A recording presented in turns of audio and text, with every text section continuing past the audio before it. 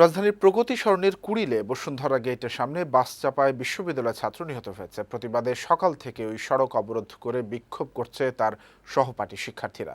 নিহত Abrar Ahmed Chowdhury Bangladesh University of Professionals বিইউপির শিক্ষার্থী বলে জানা গেছে।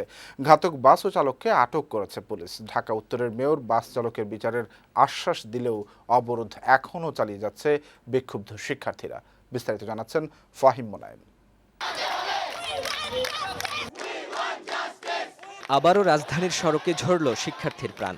বাস চাপায় এবার কেড়ে নিল বাংলাদেশ ইউনিভার্সিটি অব প্রফেশনালস বিইউপির শিক্ষার্থীকে। প্রতিবাদে সড়কে নেমে আসে তার সহপাঠী শিক্ষার্থীরা।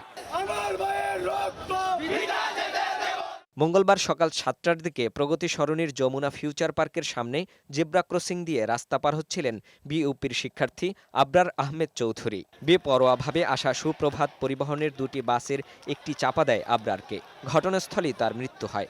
ঘাতক বাস ও চালককে আটক করেছে পুলিশ। আবরার বিইউপির আন্তর্জাতিক সম্পর্ক বিভাগের প্রথম বর্ষের ছাত্র ছিলেন।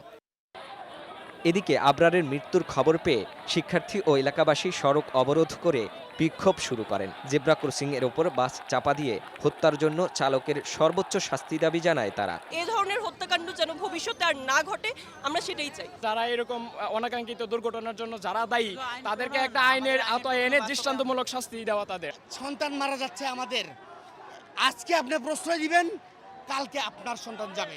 আমি নিজে যখন ড্রাইভিং লাইসেন্স করতে গেছি, আমি মোটরসাইকেল চালাই, আমি নিজে যখন গেছি আমাকে তখন বলছে যে আপনি ৬,০০০ টাকা দেন, আপনার কোনো ড্রাইভিং টেস্ট লাগবে না। কিছুক্ষণ পর ঘটনাস্থলে আসেন ঢাকা উত্তর সিটি কর্পোরেশনের মেয়র আতিকুল ইসলাম। শিক্ষার্থীদের সব দাবি মেনে নেয়ার আশ্বাস দেন।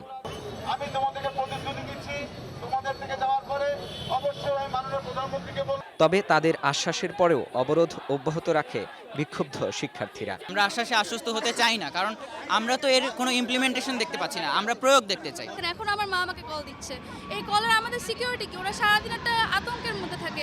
উপরের সাইড থেকে যদি কোনো অ্যাকশন না নেয়, আমরা নিচে থেকে আর কত প্রেশার দিব? আমরা তো চেষ্টা করতেছি। তাদের সাথে বিক্ষোভে যোগ দেয় আশপাশের বেশ কয়েকটি স্কুল, কলেজ ও বিশ্ববিদ্যালয়ের শিক্ষার্থীরা। প্রগতি সরণির নর্দাকুড়িল চৌরাস্তার মাঝামাঝি সড়কে অবস্থান নিয়ে বিক্ষোভ করেন শিক্ষার্থীরা। এতে বাড্ডা কুড়িল সড়কে যান চলাচল বন্ধ হয়ে যায়। সৃষ্টি হয় তীব্র যানজট। ফাহিম মোনায়েম, বৈশাখী সংবাদ, ঢাকা।